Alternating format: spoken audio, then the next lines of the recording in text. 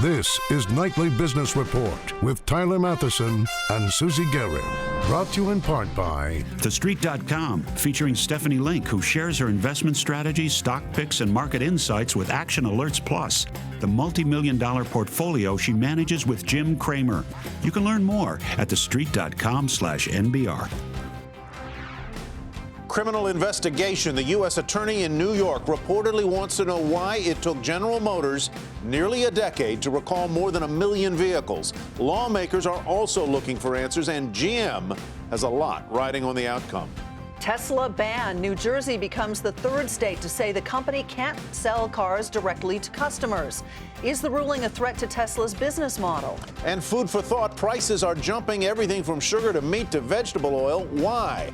And how to budget for higher prices this spring. All that and more tonight on Nightly Business Report for Tuesday, March 11th.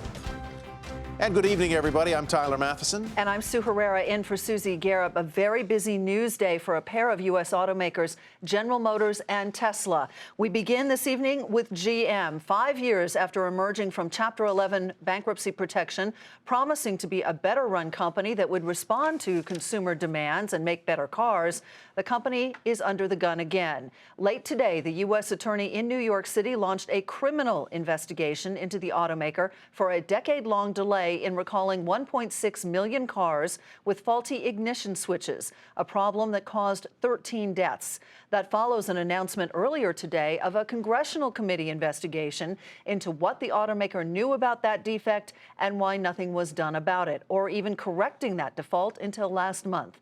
Making matters worse, GM knew about that problem for 10 years, and so did federal safety officials. Shares of GM tumbled 5% today on news of that investigation. Phil LeBeau joins us now from Chicago with more on GM's mounting troubles over those ignition problems and what's being done about it at this point. Phil?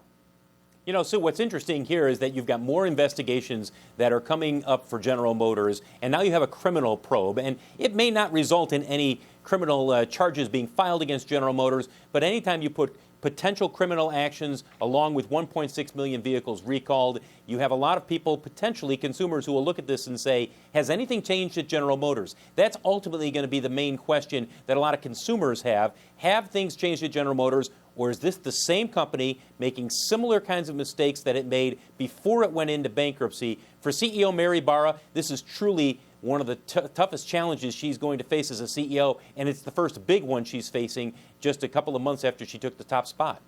All right, Phil, let's move on to the other big automaker story making headlines today, and that is the luxury electric car maker Tesla. Right. Its shares, which have been, as you know, Phil, really high flyers, dropping about 2% today after New Jersey. Motor vehicle officials say they are going to make the company shut down 2 mall-based Tesla showrooms. Why are they doing this, and what might it mean for Tesla? Well, it hurts Tesla from this standpoint. New York is one of the top markets for sales of the Model S. And yes, people in New Jersey in the future will be able to go maybe to Pennsylvania or to New York to buy a Model S and then bring it home. But because New Jersey has now decided it's going to ban direct sales of automobiles, that means that people there will either have to go through a third party or go out of state. And for Tesla, this becomes the third state in the country, after Texas and Arizona, that has banned direct sales of automobiles. As to why, Tyler? It's the dealers in New Jersey. They do not want to see direct sales of vehicles, and therefore they have been fighting Tesla all along. They had an opportunity here to go before the Motor Vehicle Commission and say, don't allow direct sales anymore, essentially ban Tesla, and that's what's happened. Phil, the other story that falls really under your beat is the missing plane. Any updates today? What do we know? No, the mystery continues, Sue, and we're going to be going on daybreak relatively soon over in Malaysia, and it'll be the 5th day of searching for Flight 370 from Malaysia Airlines. They have shifted the search to the west coast of Malaysia, into the Strait of Malacca, because the Malaysian military have gone back over the radar from Friday night into Saturday morning, and they found that the plane was actually in that area. So perhaps today we might get some indication that they found some debris or something else. You're going to be a busy guy. Phil, thank you, as always. You bet. Stocks swung between gains and losses today before finally ending with red arrows across the board, despite a lack of major earnings or economic data to really influence traders. The Dow finished down 67 points. The Nasdaq fell 27, marking its first 4-day losing streak since August. And the S&P 500 was off by 9. And a trio of Dow components making news today and moving shares of each. First up, McDonald's. Its shares added some special sauce, 4% worth. Just one day after weaker than forecast February sales had investors on the run the other way. Today, the burger giant's chief financial officer outlined strategies to turn around slumping sales, like refocusing on basics, like better service, rolling out more new menu items, and pushing its high-margin breakfast offerings. Next up is Walmart, with shares also rising on encouraging sales data. The chief financial officer of the world's biggest retailer told investors that sales have been very good since mid-February after tumbling early in the month due to that bitter cold and snowy weather. And finally, there's the oil giant Chevron. Shares there fell more than 1% after the nation's second largest oil company cut its 2017 production target by 6%, citing lower natural gas prices, rising costs, and project delays. CEO John Watson says the company's growth strategy, however, remains intact. It is hard to grow in our business. We'll be growing 20% between now and 2017. A lot of other companies are finding it difficult and are more flat in their production outlook. So when you spend a little bit more, you can realize the growth, and that's what our plans show. Watson says the company still plans to spend $40 billion this year on capital projects, about the same as last year. Another Dow member making news today, Microsoft. With sales of video games a $15 billion a year industry, the company is betting that the release of its newest title, Titanfall, will give a much-needed boost to sales of its Xbox One gaming console, which is losing ground to Sony's PS4. Josh Lipton has more. The Xbox One needs a jolt, and today it could get it. Microsoft debuted its hottest new video game title, Titanfall. The company has a lot riding on its success. Research firm NPD says that Sony's gaming console, the PS4, is beating the Xbox One by at least a 2-to-1 margin in the U.S. This generation of consoles is off to the best start ever. But Microsoft isn't throwing in the towel. Yusuf Mehdi, Chief Marketing and Strategy Officer at Xbox, is excited about Titanfall's potential. I do think that that Titanfall is going to be a big boost to the console generation market. As I said, it's already off to the hottest start yet, but I think people have been waiting. A lot of our fans have been waiting for a great game like this to come and make the move, and so we're optimistic that it's going to get a lot of people to come try Xbox One. There have been reports of hiccups with the launch of the new game, but Microsoft needs strong software titles like Titanfall to drive sales of its Xbox platform. While Sony says it has sold 6 million PS4 consoles, Microsoft, in its last earnings report, said it had sold close to 4 million Xbox One units. The difference is explained in part by price. The PS4 is $100 cheaper than the Xbox One. Titanfall could help bridge some of that gap. Analysts say the game takes advantage of Xbox One technology, offering players great special effects and the feel, they say, of a blockbuster movie. The gaming industry is changing. Casual gamers are now playing more on their smartphones and tablets rather than consoles, and some analysts on Wall Street want Microsoft to sell or spin off Xbox because they say the business is a money loser.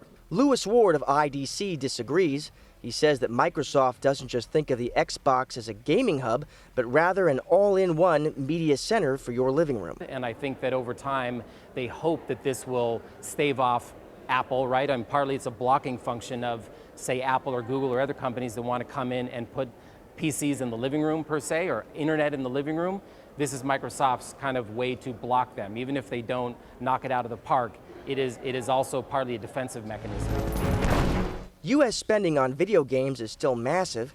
Gamers spent more than $15 billion last year, according to NPD. Even though growth was flat last year, game sales revenue was down 25% in January. Another reason Microsoft and Sony are going to rely a lot on mega titles like Titanfall. Josh Lipton, Nightly Business Report, San Jose, California. Still ahead, dairy, sugar, meat prices are rising, but will you see sticker shock at the supermarket?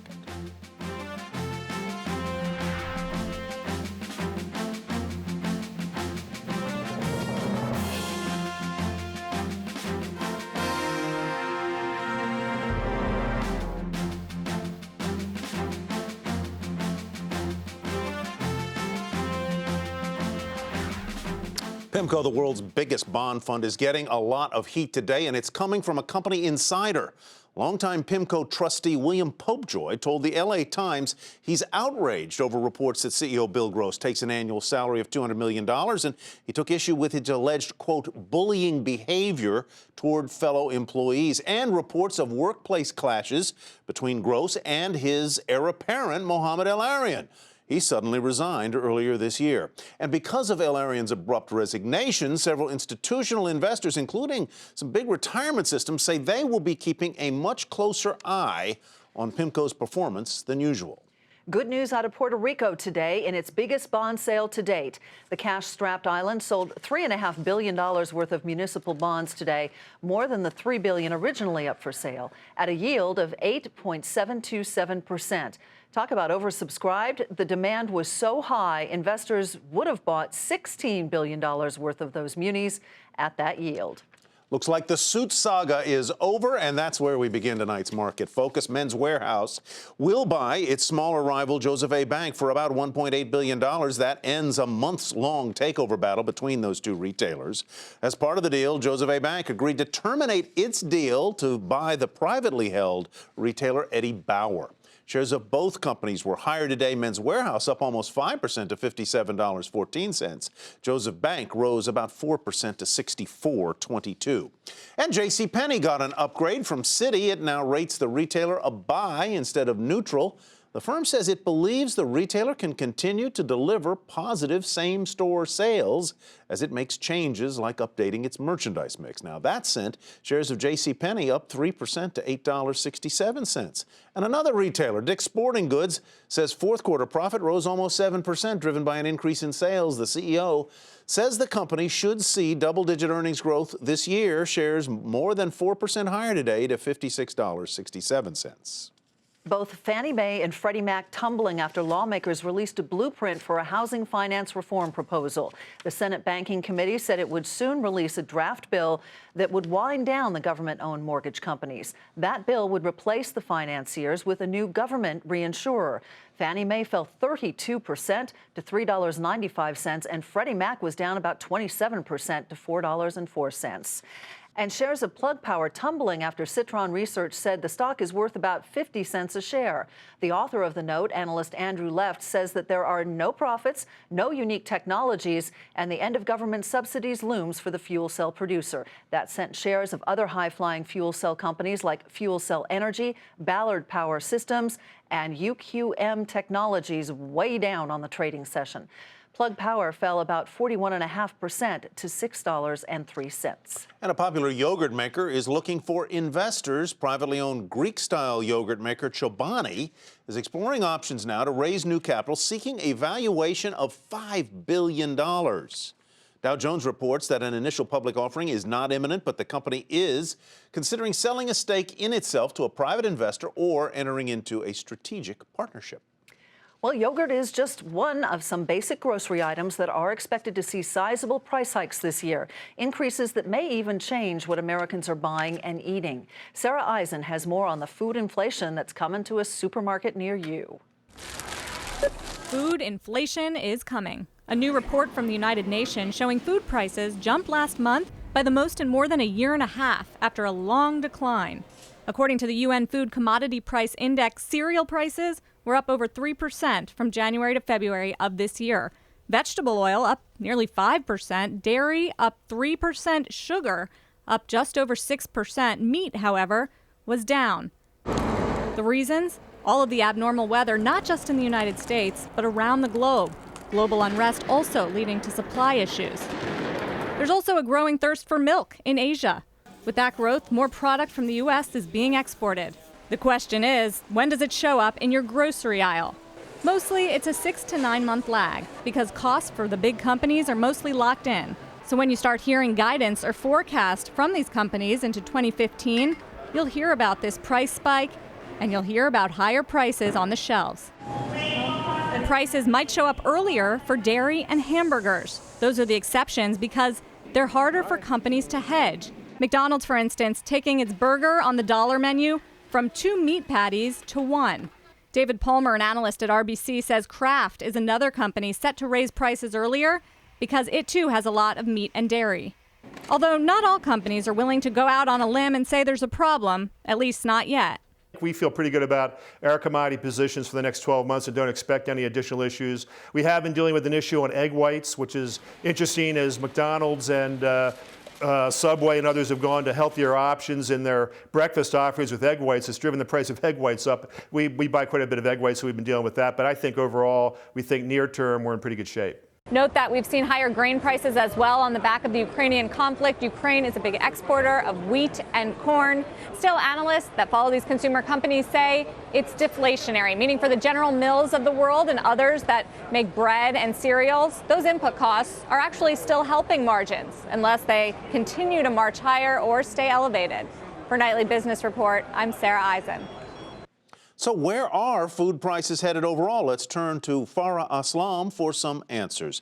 Farah, welcome. She's the managing director at Stevens. So how big overall are these price rises likely to be, and how long lasting?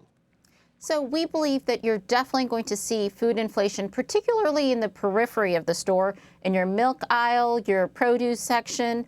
We do expect those prices to be short-lived through sort of the midsummer before they start to moderate going into the back half of the year, assuming that the U.S. crop is in good shape this year. It hits consumers, though, at a time when, you know, the economic recovery, although it's progressing, certainly has not been able to be characterized as strong. How is it going to hit consumers, do you think?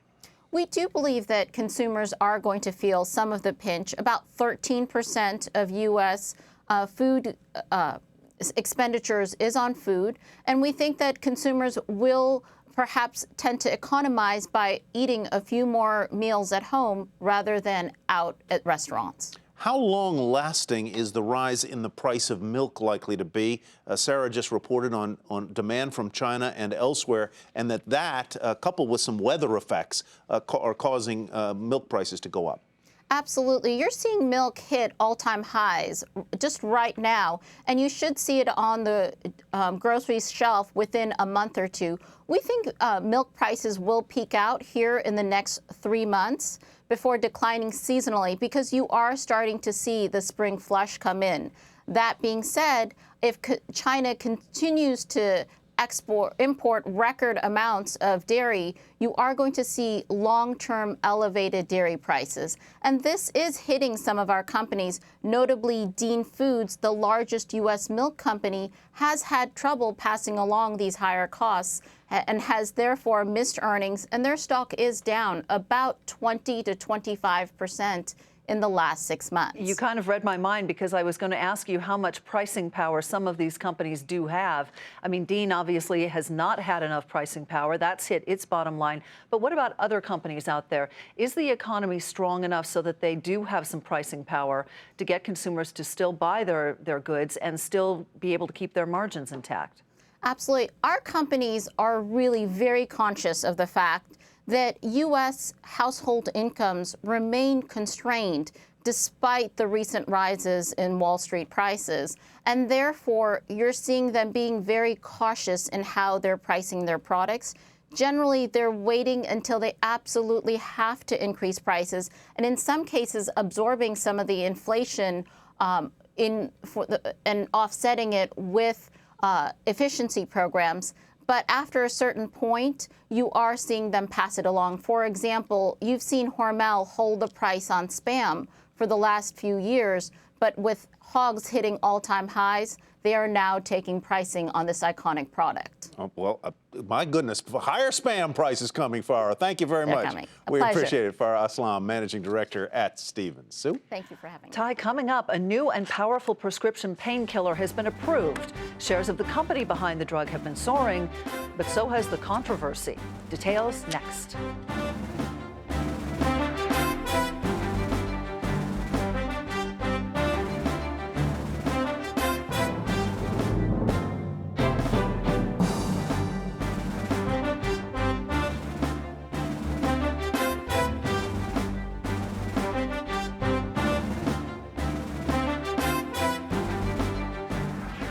There's a powerful new opioid painkiller that has some doctors, healthcare experts, and lawmakers urging the FDA to reverse its ruling and keep it off the market. At the heart of the debate, whether or not the drug may be too powerful and potentially addictive. Sheila Dharmarajan has the story. Zohydro is a potent painkiller that launched commercially this month, and it's stirring up an equally potent controversy. Marketed by a small company named Zogenix, Zohydro's active ingredient is hydrocodone, similar to popular painkiller Vicodin. Unlike Vicodin, which is mixed with acetaminophen, Zohydro is pure hydrocodone in a higher dosage form. While that may sound scary, experts say it's actually one of the positives of the drug. The big benefit of Zohydro is that you don't have Tylenol attached to it, so you avoid the possibility of liver failure, which elderly would be prone to taking this medication. Benefits aside, Zohydro has been controversial from the get-go. The FDA approved it against the advice of its own advisory panel, something that only happens 10 to 15% of the time. Since its approval, critics have been calling for the FDA to reverse its decision. Chief concern about Zohydro among groups that are opposed to its release is the fact that the capsule can be easily crushed. And the capsule contains a 50 milligram dose of hydrocodone. That's 10 times more hydrocodone than in a regular strength Vicodin.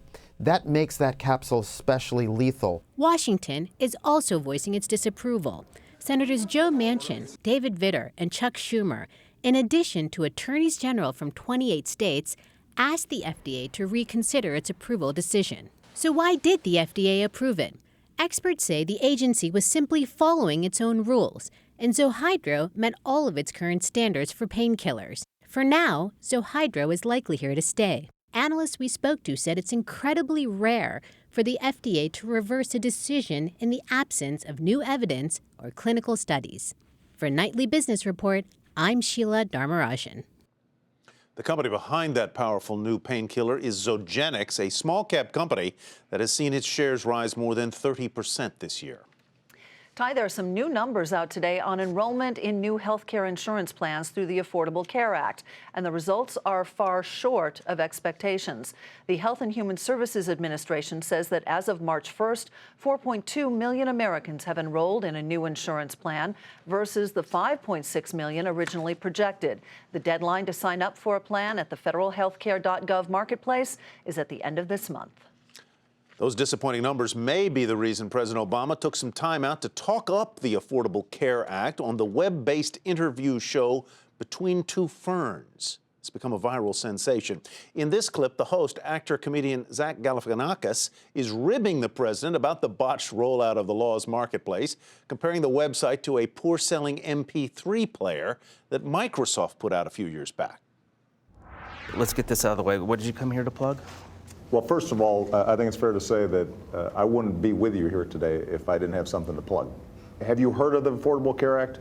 Oh yeah, I heard about that. That's the thing that doesn't work. Why would you get the guy that created the Zune to make your website? Healthcare.gov works great now. And the whole interview can be seen on the Funny or Die website, and it's already been viewed at least 6 million times, adding about 1 million views every hour, according to the site Between Two Ferns. Big show. Haven't seen it yet. I have seen a little bit of it, and parts of it can be very funny. Very funny. We'll be watching. All right, that's Nightly Business Report for tonight. I'm Sue Herrera. We want to remind you this is the time of year that your public television station seeks your support to make programs like this one possible. And I'm Tyler Matheson. On behalf of your public TV station, thank you for your support. Have a great evening, everybody, and we'll hope to see you right back here tomorrow night. Nightly Business Report has been brought to you in part by TheStreet.com. Founded by Jim Cramer, TheStreet.com is an independent source for stock market analysis. Cramer's Action Alerts Plus is home to his multi-million-dollar portfolio. You can learn more at TheStreet.com/NBR.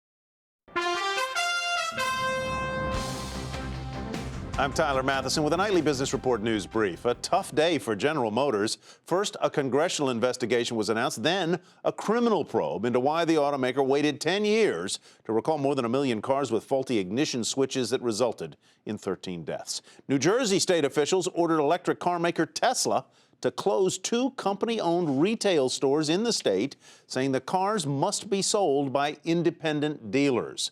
On Wall Street, stocks swung between gains and losses today before ending a little bit lower. The Dow down 67, the Nasdaq off 27. That means its first 4-day losing streak since August, and the S&P declined by 9.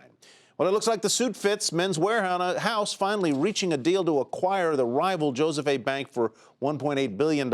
And tune in to Nightly Business Report here on your public television station.